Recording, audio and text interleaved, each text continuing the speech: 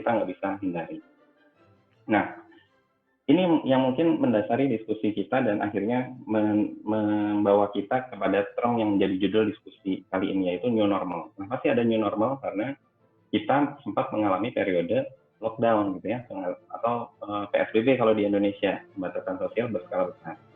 Jadi dalam menghadapi COVID ini, yang angka reproduksinya itu sangat tinggi, tadi sudah disebutkan oleh Mbak Arga, antara 2 sampai 2,5, atau bahkan ada satu jurnal yang sempat saya baca sampai 5, karena tergantung tadi ya konteks di satu populasi, itu ada 2 ekstrim strategi, antara yang aggressive restriction, yang kemudian dikenal dengan strategi lockdown, atau yang mild restriction. Nah, yang mild restriction ini akhirnya orang-orang menyebutkan ini sebagai strategi herd immunity. Padahal setahu saya tidak ada satu immunity, karena memang tidak pernah digunakan untuk secara sengaja untuk penyakit yang penyakit menular yang apalagi kita masih belum tahu etiologi secara detailnya. Dan sebagian besar kita adalah in between ya, jadi antara lockdown yang sangat ketat dan juga restriction yang lebih mild. Nah, apa dasar kita memilih mana strategi yang lebih baik? Jawabannya menurut saya tidak bisa dijawab gitu. Karena memang sangat-sangat bergantung dengan kondisi negara tersebut. WHO juga sama menyatakan hal seperti itu. Kita tidak bisa menentukan negara mana yang berhasil, mana yang enggak, mana yang punya strategi yang bagus, mana yang enggak.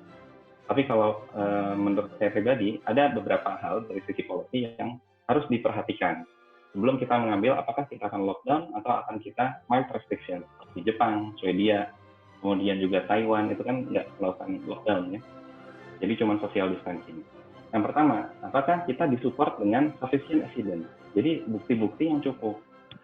Sebagai contoh, ini karena masih hangat ya, kalau di Indonesia mungkin teman-teman tahu, di Australia saya nggak tahu juga ya, ini viral pernyataan dari Dr. Aman, guru saya juga sih ya, di IDAI, Ikatan Dokter Anak. Dan akhirnya kemarin itu IDAI mengeluarkan rekomendasi bahwa sekolah jangan buka dulu, minimal sampai Desember. Kalau misalkan kebijakan itu dituruti, artinya pemerintah ikut rekomendasi IDAI, gitu kan ya.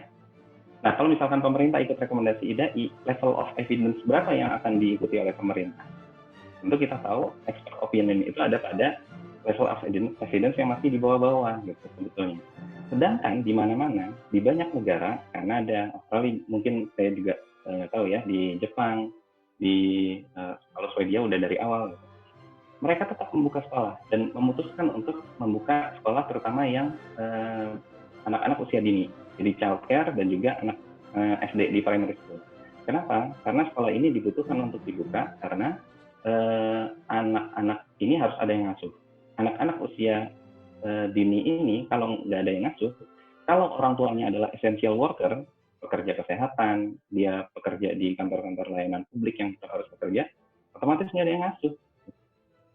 Kenapa kebijakan itu berani diambil? Karena mereka mempertimbangkan sudah banyak sekarang sebetulnya ya, meskipun dibilang masih limited, systematic review menyatakan bahwa kasus pada anak itu sangat jarang. Dan kalaupun terjadi, pada simptom yang sangat mild sebetulnya. Jadi ya tergantung kita gitu ya, mau pakai evidence yang mana. Kemudian yang kedua adalah apakah kebijakan ini sudah dipertimbangkan secara komprehensif. Masih saya kasih contoh misalkan, apakah lockdown misalkan, apakah kalau misalkan kita mild saja, kita nggak memperhitungkan aspek kesehatan gitu ya, jadi ketika kita lockdown kita mengutamakan aspek kesehatan, belum tentu, karena ketika kita lockdown, kalau sekolah tutup emang nggak ada impact terhadap kesehatan, pasti ada gitu ya. Atau contoh yang lebih real lagi, contoh apakah kita sudah berpikir komprehensif. Tadi di rekomendasi IDAI itu ada rekomendasi juga bahwa pemerintah harus melaksanakan selain tadi ya, tetap di PSBB secara ketat, sekolah tidak masuk, tapi juga merekomendasikan tes PCR yang 30 kali lipat dibandingkan yang sekarang tidak dilaksanakan. Rekomendasinya seakan-akan terkesan bagus gitu ya. Tapi kalau kita runut lagi, kita pikir secara komprehensif, PCR 30 kali lipat artinya ada biaya. Siapa yang membiayai? Kalau mau negara, otomatis negara harus bayar. Kalau mau negara harus bayar, otomatis negara harus ada uangnya. Dari mana negara dapat uang? Dari pajak. Dari mana negara dapat pajak? Dari aktivitas ekonomi. Dari mana aktivitas ekonomi? Ya dari masyarakat. Otomatis aktivitas ekonomi harus berjalan gitu. Jadi menyuruh negara spending uang yang banyak, tapi di sisi lain merekomendasikan untuk mengunci keuangan negara supaya negara nggak punya uang. Jadi itu juga salah satu apakah kita sudah memikirkan ini secara komprehensif. Yang ketiga adalah apakah kebijakan yang kita ambil itu ada sustainable pada jangka panjang. Karena kita tahu ini nggak akan kemungkinan ya nggak akan berakhir secara cepat, tapi akan baru berakhir kemungkinan setelah ada vaksin atau ada skenario lain. Kalau misalkan kita pakai skenario vaksin, intinya kita kemungkinan harus bertahan dengan kondisi tanpa vaksin dengan COVID ini selama sekitar 12-18 bulan. Nah, kebijakan seperti apa yang bisa bertahan 18 bulan? Apakah lockdown? Sepertinya enggak gitu ya. Atau buka tutup ya mungkin bisa. Gitu. Jadi ini saya ibaratkan, kalau kita misalkan punya kasus, kita tahu bahwa kecelakaan lalu lintas tinggi, apakah kita akan melarang semua orang naik mobil?